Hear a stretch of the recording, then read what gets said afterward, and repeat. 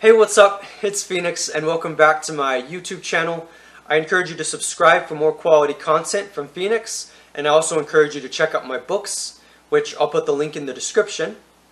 I'm very excited because today I'm going to talk about my theory of poetry from the perspective of experimentalism and how experimental writing, specifically poetry, has influenced my practice, the poetry that I write, the poetry that I read, and the way in which I engage with creative endeavors and creative things in the world.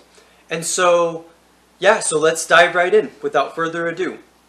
So experimental poetry could be said to have started in about the early 20th century with the modernists. So one of the first experimental poems published was The Wasteland by Ts Eliot, which I encourage you to read. It was a poem that we hadn't seen before. It was utilizing different tactics, and it completely broke away from the rhythmic and rhymed kind of structures that we had seen before, even with as early as or late as the Romantics.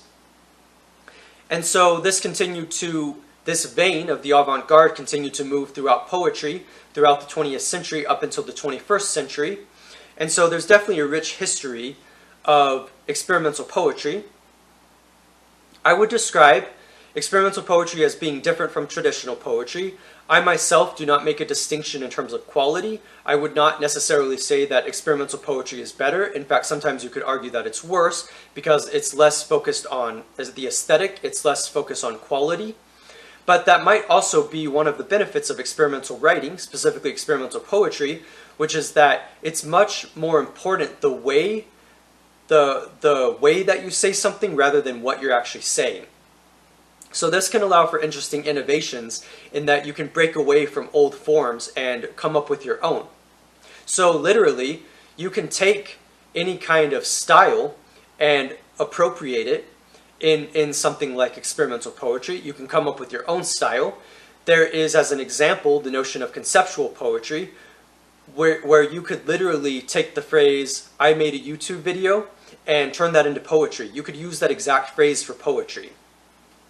Often I think these ideas mess with connoisseurs of poetry because they expect poetry to be very formal. They expect it to have a certain kind of aesthetic or quality. We expect certain notions of beauty.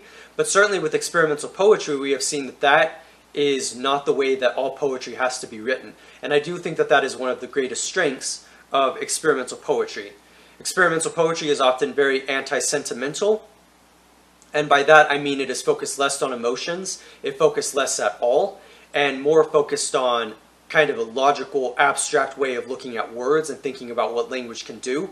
And honestly, the reason why I like experimental poetry is because I like what these poets are doing with language. You know, there is the movement of the language poets as an example, where their whole goal was to completely abstract language from even our normal assumptions about what language is used for.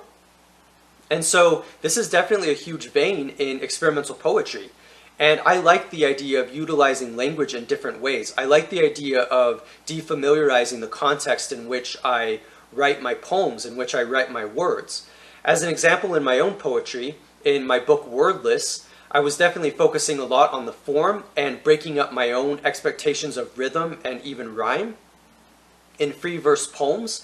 And in Wordless, which you can find on my author page, this was prevalent all throughout the book. I interrupted myself. I interrupted the flow of what you might expect from traditional forms and rules of grammar, as well as the syntax and the way that we even think about words and sentences and how we make meaning and how we make sense of words, and I really like doing that.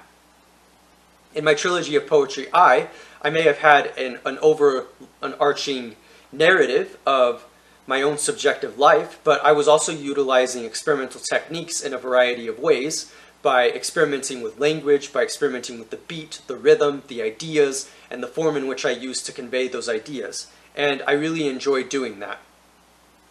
As another example, I have a book called Rap, where I completely destroy my own interpretation of what rap is by messing with the rhythm, by breaking up the rhythm, while also thinking about how rap sounds when it is so smooth and it's basically flowing off the tongue. And so it was very fun to experiment with that, to challenge expectations while also utilizing a form that can in and of itself be a little bit more experimental and focus on what language can do. And so I wouldn't describe myself as an experimental poet because I'm very curious and I utilize a lot of different ideas whenever I'm writing my poetry, but I would describe experimental poetry as influencing me for a variety of reasons, one of which is strictly because I love language. I love what language can do. I love what is possible with language. And that definitely gives me a lot of encouragement to think about what I can do. I'm very curious. I'm a very curious poet, and I very much enjoy these kinds of ideas and the way that we can use language in unfamiliar ways. We can use the form and expectations of poetry in unfamiliar ways, and I really like that, and it's influenced me for quite a bit now, probably ever since I've been writing poetry, and I discovered experimental poetry, which was probably about a decade ago in college. So I hope that you enjoyed this talk. I hope that you will check out my other videos on my YouTube channel. And thank you for coming around. And I will see you next time.